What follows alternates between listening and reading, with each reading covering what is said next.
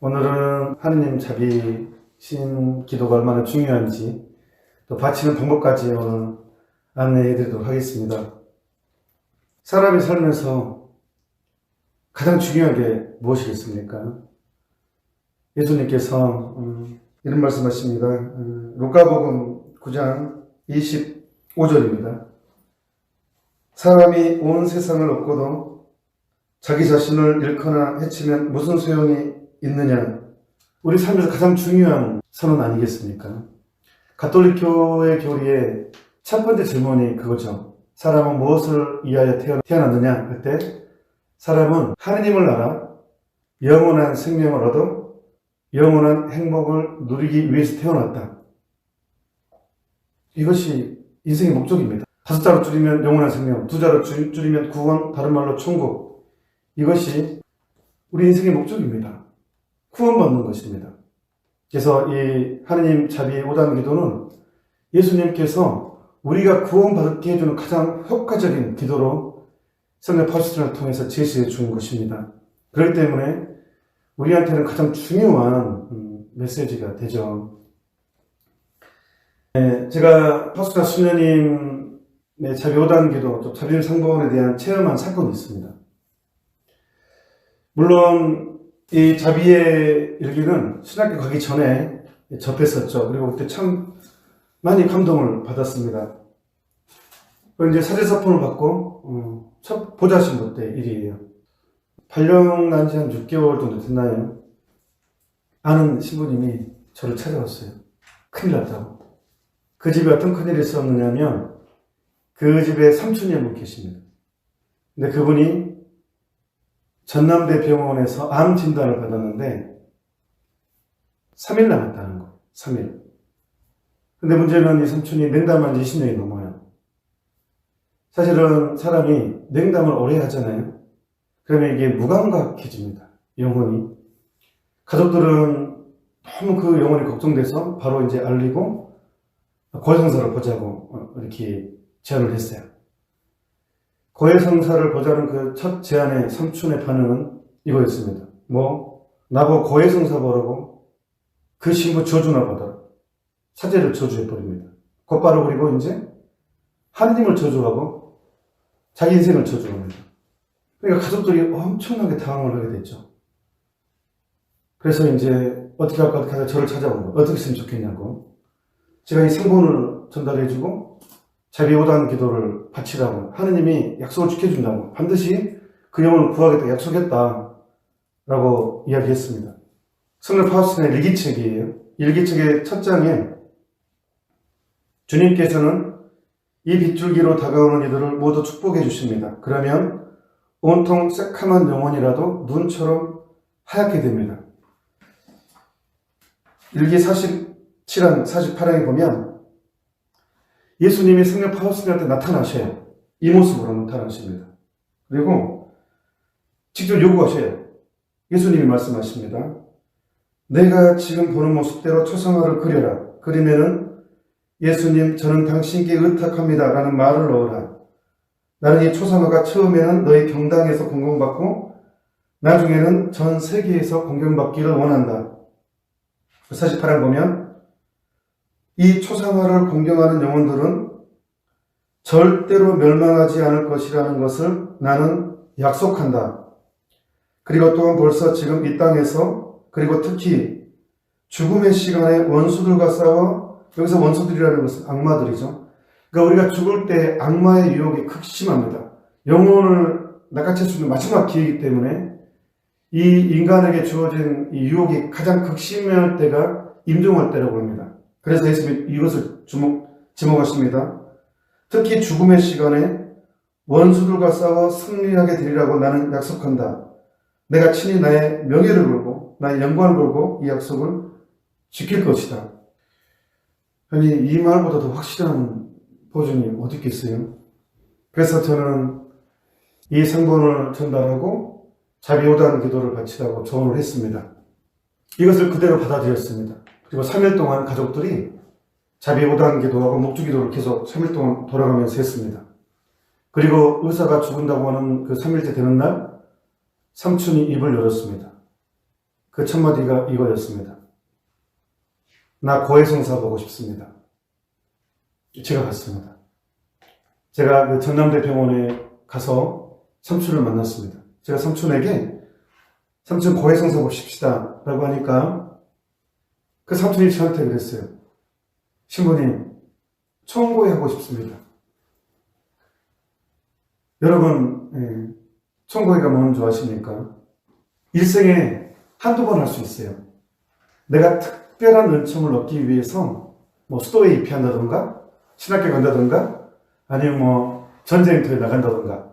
저 같은 경우는 군대 입대할 때 저는 왠지 죽을 것 같더라고요. 그래서 사실은 죽음을 준비하는 마음에서 입대 전에 총고회를 했거든요. 그러니까 총고회라는 것은 내가 고해 성사를 했지만 하느님이 사랑이 의심스러워서가 아니라 용서가 의심스러워서가 아니라 정말 하느님의 더 큰 은총을 얻기 위해서 또 내 자신을 더 큰 겸손으로 나를 만들어내기 위해서 하느님의 더 큰 자비를 청하기 위해서 그냥 내가 어릴 때부터 기억나는 모든 죄를 다시 다 고백하는 거예요.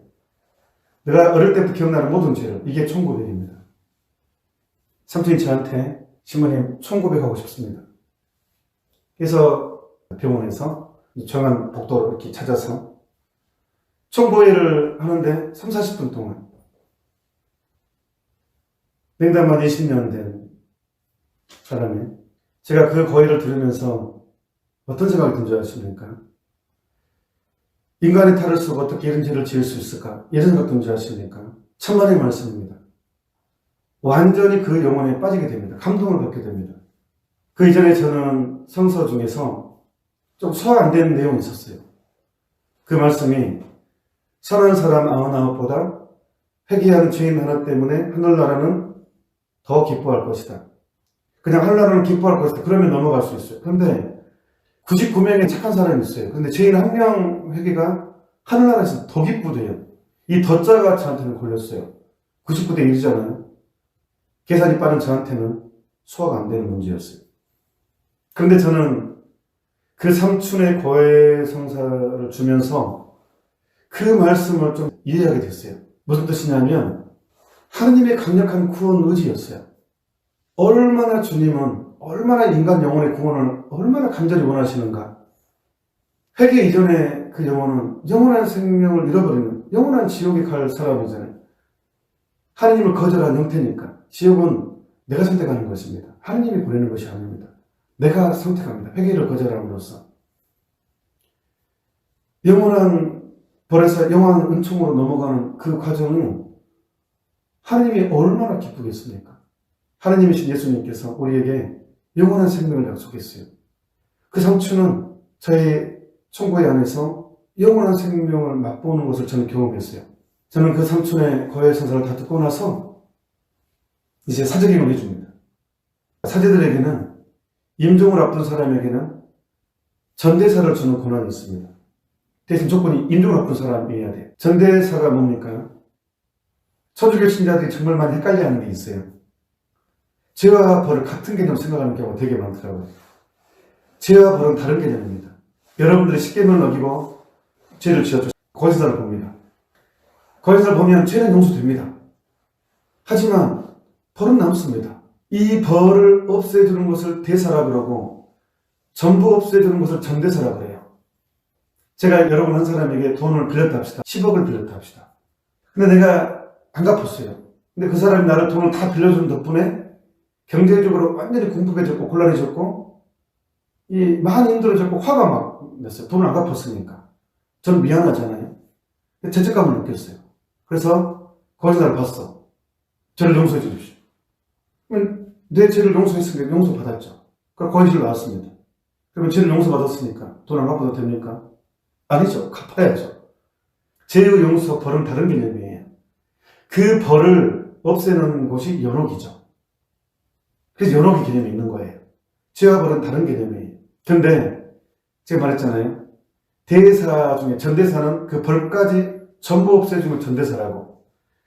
그래서 그 삼촌에게 전대사를 드렸습니다. 그리고 그 삼촌은 이제 정상적으로 20몇 년 만에 정식으로 성취를 보셨습니다. 그리고 의사가 죽는다고 선언했던 3일이 지나고 일주일이 지났습니다. 제가 우연히 일주일째 되는 날, 그 전남대병원 근처에 어떤 사람이랑 약속이 있어서 갔는데 너무 일찍 가는 바람에 시간이 좀 많이 남았었어요. 그래서 조카 신부님에게 같이 있었거든요. 삼촌한테는 가보자고 해가지고 병실에 들어갔습니다. 병실에 들어갔을 때 바로 임종을 하고 계셨습니다. 막 뛰어가서 삼촌 머리맡에 안수를 해드렸습니다. 5분 넘게. 그 삼촌의 마지막은 2명의 사제가 달려들어서 안수하는 거였습니다. 일주일 전까지 사제를 저주하고 자기 인생을 저주하고 하느님을 저주했던 영혼이 3일 후에 총고위를 받고 전대사를 받았고 성체를 모시고 마지막 임종 때는 2명의 사제가 옆에 있어서 안수해줬다는 것. 이것은 제가 누구한테 들은 내용이 아니고 제가 직접 경험한 사건입니다. 그래서 저는 이 자비요단 기도가 얼마나 강력하고 엄청난 은총인지를 체험했습니다. 자비요단 기도 핵심은요, 예수님께서 나는 영혼들을 구하고 싶어서 미치겠다. 그 영혼들을 나에게 제발 데려와 다오, 이것입니다. 이 일기책에 741항에 어떤 내용이 있는 줄 아십니까? 여러분 놀라지 마십시오. 수녀님이 천사의 안내를 받아서 지옥에 내려가는 모습이 있어요. 읽어보겠습니다. 오늘 나는 천사의 인도를 받아 지옥의 구렁 속으로 갔다. 지옥은 지독한 거문의 소굴인데 아주 어마어마하게 크고도 넓다. 그곳에서 나는 이런 종류의 거문들을 보았다. 지옥의 첫 번째 거문은 하느님을 잃는 것이다. 우리는 하느님의 상실이 얼마나 큰지 몰라요. 믿음이 약한 상태이기 때문에. 왜? 월급 나오고 연금 들어있고 보험 들어있기 때문에 심리적으로 하느님이 없어도 살아가는데 지장을 못 느끼는 그걸 있거든요. 그러니까 지옥의 첫 번째 고문이 하느님의 상실이라는 걸 잘 못 느낍니다. 하지만 연옥 영혼들이 이구동성으로 하나같이 얘기합니다. 가장 큰 고통이 뭐냐? 하느님을 바라보면서 누리지 못하는 것이 이 세상 어떤 고통보다도 큰 고통이라고. 아무튼 수녀님이 지옥에 내려가서 본 지옥의 첫 번째 고문은 하느님을 잃는 것이고, 두 번째는 영원한 양심의 가치, 세 번째는 각자 지금의 상태가 영구히 지속된다는 것이다. 한번 지옥에 떨어지면 영원한 지옥이라는 거예요. 사람들이 정말 너무 어설프게 이야기합니다. 물타기를 많이 하는데 설마 지옥이 있으려고? 지금이 괴로우면 지옥이지, 지금이 좋으면 천국이지, 그렇게 물타기하면 안 됩니다. 지금이 괴로우면 지옥 시작이 될 수 있지만 지옥은 아닙니다. 지금이 좋으면 천국이 시작이 될 수 있지만 천국이 아닙니다. 그리고 어떤 사람은 이런 이야기를 합니다. 하느님이 사랑인데 어떻게 지옥이 있을까? 정의가 없는 사람은 무분별입니다.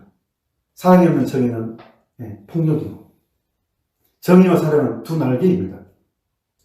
세 번째 지옥의 고통은 한 번 지옥에 떨어진다면 영구히 불변한다는 것입니다. 네 번째 고통은 불이 영혼을 파괴시키지 않으면서 계속해서 영혼을 파고들어 괴롭힌다는 것입니다. 그러니까 죽고 싶어도 죽을 수 없다는 것입니다. 다섯 번째는 캄캄한 어두움과 숨이 막히는 끔찍한 냄새가 지속된다는 것이다. 캄캄함에도 불구하고 마귀들과 저주받은 영혼들은 서로를 볼 수 있고 서로를 통해 남들의 악함과 자신의 악함을 볼 수 있다. 여섯 번째 고문은 항상 사탄과 함께 있는 것이다. 일곱 번째 고문은 처절한 절망, 하느님의 증오, 비열한 말들, 저주와 신성모독이다. 이러한 고통들은 저주받은 모든 이들이 함께 당하는 고문들이다. 그런데 이건 함께 당하는 고통이고, 죄인들은 각자 또다시 자기가 지은 죄의 양상에 따라서 또 다른 고통이 있다는 거예요. 즉, 혀로, 이 혓바닥으로 죄를 많이 지은 사람은 혀에 따른 고통이 또다시 있고, 눈으로 죄를 많이 지은 사람은 눈에 따른 고통이 따로 있고, 손으로 죄를 많이 지은 사람은 손에 따른 또 다른 고통이 있다는 거예요. 나는 이런 그분들의 광경을 보는 것만으로 죽고 말았을 것이다. 죄인은 자기가 죄를 지을 때에 사용한 감각들로 영원히 고통을 받게 된다는 것을 알아야 한다. 나는 하느님께서 명하셨기 때문에 이것을 기록하고 있다. 그래서 그 어떤 영혼도 지옥이 없다거나 아무도 지옥에 가본 적이 없다거나 또는 지옥이 어떻게 생겼는지 알 수 없다고 말하지 못하게 하려는 것이다. 나 파우스티나 수녀는 하느님의 명령을 받아 지옥의 골짜기를 방문했다. 그것은 내가 영혼들에게 지옥에 대해서 이야기하고 지옥이 실제로 존재한다고 증명하기 위해서였다. 지금 나는 그것에 대해 이야기할 수가 없다. 하느님으로부터 그것을 기록으로 남기라는 명령을 받았다. 마귀들은 나를 지독히 증오했지만 그것들은 하느님의 명령 때문에 나에게 걱정해야만 했다. 내가 기록한 것은 내가 본 것의 흐릿한 그림자일 뿐이다. 내가 확실히 본 것은 지옥에 있는 대부분의 영혼들이 지옥에 있다는 것을 믿지 않았던 영혼들이라는 사실이다. 이 부분에 대해서 여러분들은 충격을 받아야 됩니다. 어떤 신학자가 가슴 아프게도 이런 얘기를 했습니다. 지옥은 하느님을 잃어버린 상태이지 장소의 개념이 아니다. 사람은 양심이 불안하며 지옥 없는 종교를 찾습니다. 신학자 입에서 지옥은 하느님을 잃어버린 상태이지 장소가 아니다. 우리는 오감을 통해서 사물에 인식을 하죠. 근데 장소가 아니라고 하니까, 하느님을 잃어버린 상태라고 하니까 바로 지옥이 없는 것으로 받아들여버려요. 그리고 핑계거리가 생겼잖아요. 우리는 어떤 죄를 지을 때 사제의 말과 행동으로 자신의 행동을 합리화하는 습성이 있거든요. 그래서 시편에 양들은 목자를 닮기 마련, 사제의 언행으로 자신의 행동을 합리화해요. 왜? 핑계거리가 될 수 있거든요. 나 죽었을 때 당신이 뽑아세운 사제의 말을 들었을 뿐이다. 나는 내 책임이 없다. 왜 그런 사제를 나한테 보냈느냐. 이런 핑계거리가 되거든요. 천만의 말씀입니다. 내가 원하는 것 뿐입니다. 내가 그걸 원했습니다. 우리는 이성이 있기 때문에. 예수님께서 그렇게 인자하시고 자비로우신 분께서 유독 한 부류에 대해서만큼은 정말 무섭게 얘기하셨어요. 누굽니까? 바리사이파 율법학자들입니다. 2000년 전에 바리사이파와 율법학자들이 지금으로 다시 소환한다면 누구를 의미하겠습니까? 종교 지도자들을 얘기하는 게 아니겠습니까? 예수님께서 바리사이파 율법학자들 그렇게 무섭게 얘기하는 것은 핵심 딱 하나입니다. 너희들도 못 들어가면서 들어가려는 사람마저 막아버렸다. 그래서 아우구스티노 성인은 이런 얘기를 합니다. 사제는 절대 혼자 안 간다. 수천 명을 데리고 간다. 즉 미안한 얘기입니다. 저도 사제이지만 지옥을 가더라도 수천 명을 데려가고 천국을 가더라도 수천 명을 데려갑니다. 왜? 신자들은 사제의 말과 행동으로 자신의 행동을 합리화하거든요. 성서에 예수님이 얼마나 많이 자주 지옥을 말씀하십니까? 하느님을 무서운 분으로 부각시키자는 게 아니죠. 절대로 그곳에 안 가게 하기 위해서죠. 예수님께서는 사람의 아들이 자기 천사들을 보낼 터인데 그들은 그의 나라에서 불의를 저지르는 자들을 거두어 불구덩이에 던져버릴 것이다. 아니 장소가 없다면 어떻게 불구덩이라는 단어가 나올 수 있겠습니까? 마태복음 13장 41절에서 42절입니다. 불구덩이에 던져버릴 것이다 하고 엄숙히 선언하시며 저주받은 자들아 나에게서 떠나 영원한 불 속으로 들어가라. 지옥은 하느님을 잃어버린 상태이지 장소가 아니다 라고 해버리며 일반 신자들은 지옥이 없는 것처럼 받아들입니다. 그래서 이제 죄에 대한 두려움이 사라집니다. 죄에 대한 감각이 없어져 버렸습니다. 심리학에서는 너무 죄에 대해 이야기하면 사람을 이중시킨다고 해버리죠. 아니 심리학은 영성을 대신할 수 없습니다. 인간을 이해하는 도움을 주지만 영성하고 심리학은 차이가 있습니다. 지금 죄를 지어놓고도 죄가 아니라고 버티는 세상이 되어버렸습니다. 사람이 온 세상을 얻고도 자기 영혼을 구할 수 없다면 무슨 소용이 있겠습니까? 아무런 의미가 없습니다. 시편에 눈물로 씨 뿌리는 사람들 기쁨으로 각식당을 거둘 것이라고 얘기했습니다. 첫째가 꼴찌가 되고 꼴찌가 첫째가 된다고 했습니다. 분명히 예수님께서는 가난한 사람들아 너희는 행복하다. 지금 오는 사람들아 너희는 행복하다. 이것은 신앙만 이해할 수 있고 받아들일 수 있는 선언입니다. 사람들은 합리화의 명수가 되어버렸어요. 성서에 예수님께서 사람이 모든 죄를 용서받을 수 있지만 성령을 거둬가는 죄만큼 용서받을 길이 없다고 했잖아요. 살아서 죽어서도. 저는 이 죄가 되게 궁금했어요. 대체 뭘까? 제가 묵상한 그런 묵상은 이렇습니다. 저의 묵상은 성령께서 이 세상에 오시면 이 세상의 죄를 꾸짖는다고 했어요. 근데 죄에 대한 인식을 키워주는 분인데 성령이 그 역할을 하시는데 죄를 지어놓고 죄가 아니라고 한다면 그 죄는 어떻게 용서받을 수 있겠습니까?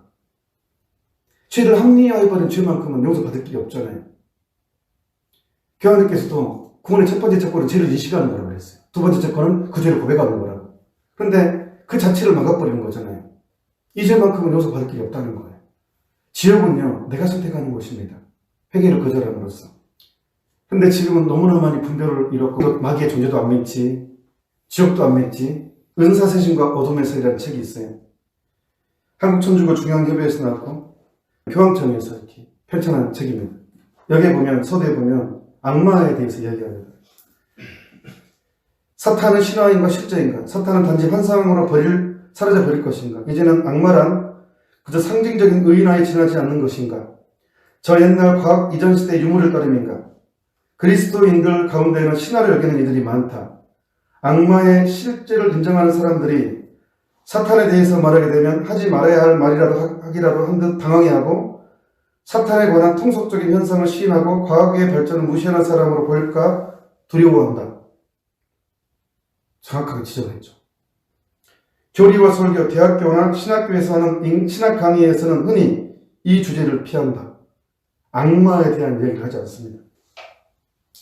그리고 악마의 존재를 토론하는 모임에서조차 세상에 끼치는 악마의 영향이나 활동에 대해서는 별로 언급하지 않는다. 악마는 진짓, 시대 뒤떨어진 시대착오인 채 한다. 이야말로 악마의 교활합니다. 그러니까 악마에 대한 이야기하면 내 스스로도 시대에 뒤떨어진 사람으로 취급된다는 또 보이기 때문에 이 이야기를 하지 않는다는 거예요. 그러다 보니까 죄에 대한 감각이라든가 이런 게 사라지고 그 자리에 휴머니즘, 인본주의가 들어오게 됩니다. 예수님께서 베드로한테 이렇게 말했죠. 사탄아 물러가라. 베드로가 얼마나 충격받았겠습니까?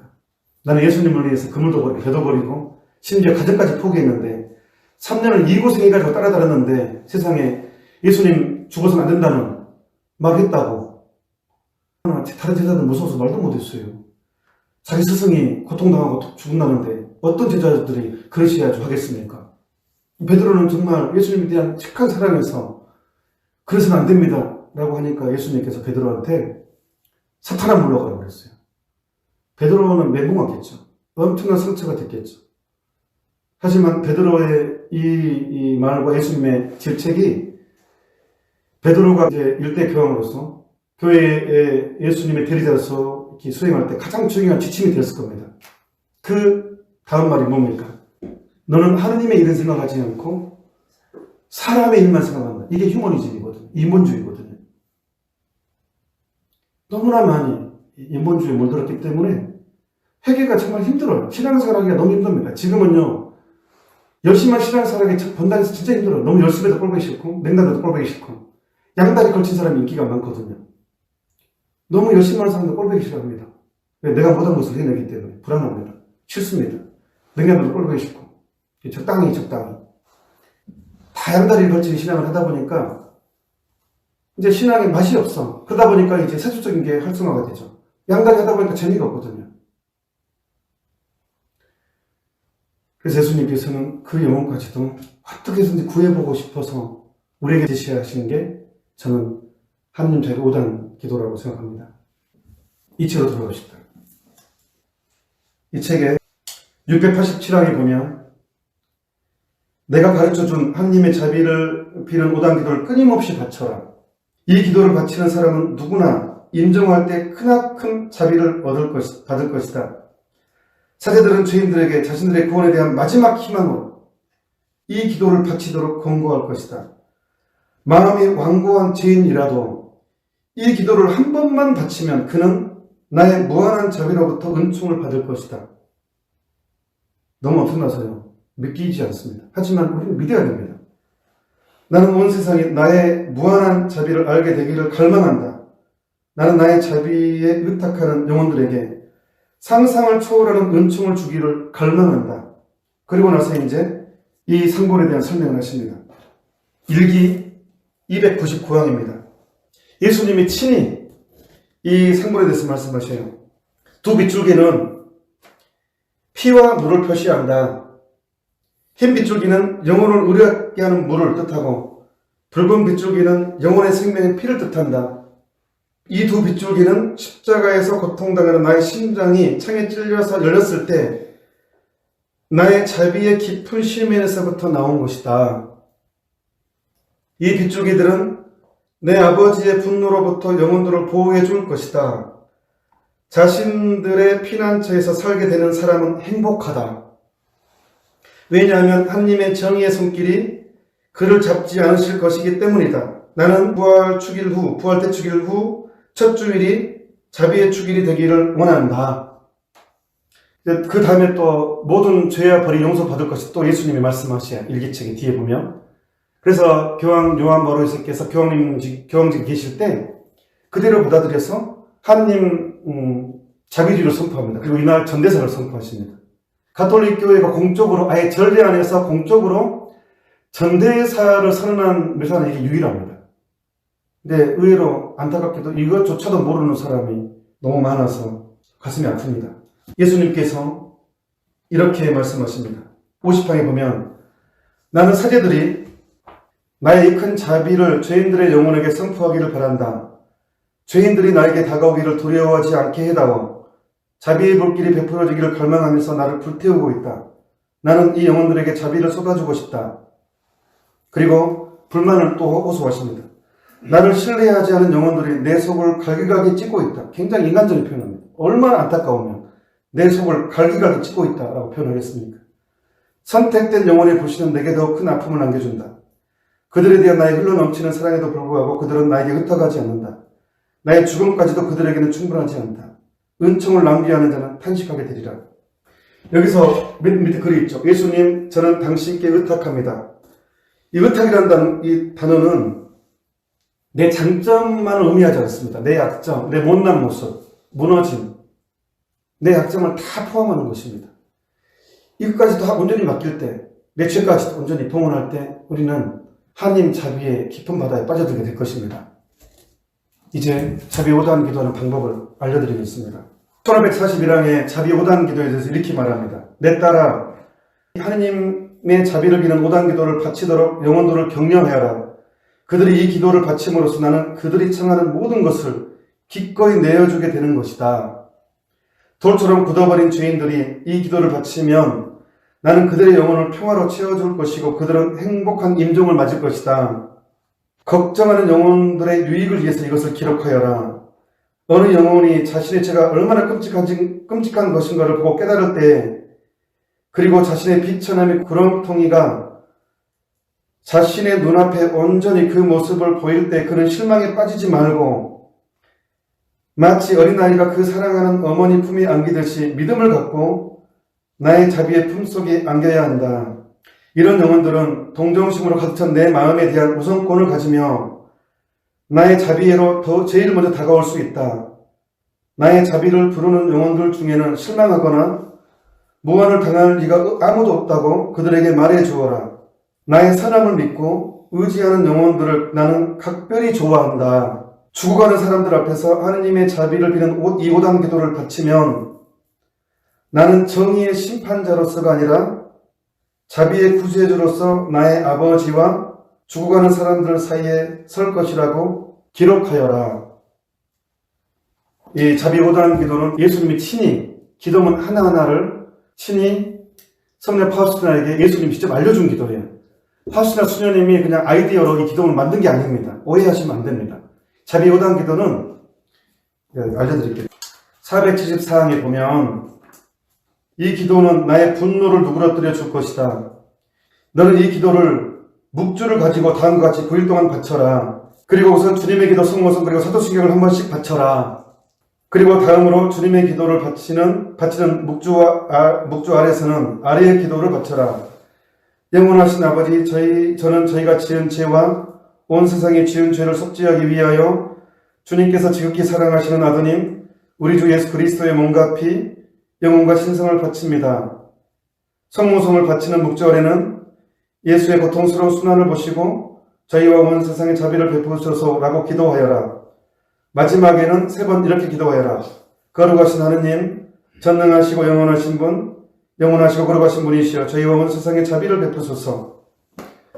그러니까 수녀님이 지어낸 기도문이 아니라 예수님께서 직접 묵주를 가지고 이 부분 이렇게 하고 이 부분 이렇게 하고 직접 말해줬다는 거예요. 기도문까지.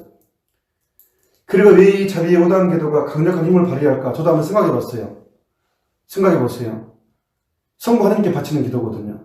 근데 바치는 기도문이 뭐예요? 예수님의 순환을 보시고 저희와 온 세상에 자비를 베풀어달래요. 그러니까 성부 하나님한테 지극히 사랑하시는 당신의 외아들 예수님의 그 잔혹한 고통을 보고 도와달라는데 어떻게 성부 하나님이 거절하겠냐고요. 거절 못한다는 거예요. 성부 하나님이. 아마 그런 의미가 있지 않을까. 그래서 우리를 마지막 기회를 주신, 그리고 이 책에도 그래요. 지금은 자비의 시대고 이 시대가 지나면 정의의 시대가 올 거라고. 마지막 기회라고. 그래서 이 기도는 정말 많은 영혼들을 바로바로 구할 수 있는 가장 강력한 기도라는 걸 믿고, 자, 마무리하겠습니다. 이 십자가 부분에 시작하는 게 아닙니다. 묵주기도는 여기가 사도신경이지만 자비 5단 기도는 이 아래에서 시작합니다. 이 세 아래에서 주님의 기도, 성모성, 사도신경. 그 다음에 이제 제1단 부분에서 영원하신 아버지 저희가 지은 죄와 온 세상의 죄를 보속하는 마음으로 지극히 하시는 당신의 아들 우리 주 예수 그리스도의 몸과 피 영혼과 신성을 바치나이다. 매단 5번 하게 되겠죠. 1단, 2단, 3단, 4단, 5단 할 때 그 단에다가 방금 했던 기도문을 하고, 그 다음에 성모성 10번이잖아요. 성모성 10번 하는 이 아래다가 예수님의 순환을 보시고 저희와 온 세상의 자비를 베푸소서 10번 하는 거예요. 그럼 영광성이었고 다시 또 영원하신 아버지 하고, 그다음에 마지막 기도할 때 마지막 다 끝나면 거룩하신 하느님 전능하시고 영원하신 이여 저희와 온 세상의 자비를 베푸소서, 이걸 부른다는 거예요. 이 책에 보면 왜 3시에 해달라고 하냐면 당신이 돌아가신 시간이 오후 3시이기 때문에 오후 3시에 해달라고 요청하는 거예요. 근데 이제 일하시는 분들이 있잖아요. 그런 분들은 꼭 오후 3시가 아니어도 다른 시간에 자비의 5단기도 하시면 좋겠고, 예수님이 사실 우리에게 요구하시는 건 자주 바쳐달라고 한 거예요. 근데 유혹이 세거든요. 고단백질일수록 유혹이 셉니다. 그때 이 자비의 기도 5단이 짧지만 7분 정도밖에 안 걸리지만 쉽지 않아요. 이게 한다는 것이. 그래서 영적인 투쟁입니다. 그래서 특별히 여러분과 여러분 가족의 구원을 위해서, 여러분을 사랑하는 사람들 구원을 위해서, 또 저희들의 회개를 위해서 이 기도를 자주 바쳤으면 좋겠고, 특별히 임종을 앞둔 사람에게 이 기도를 부탁하겠습니다. 끝까지 들어주셔서 감사합니다.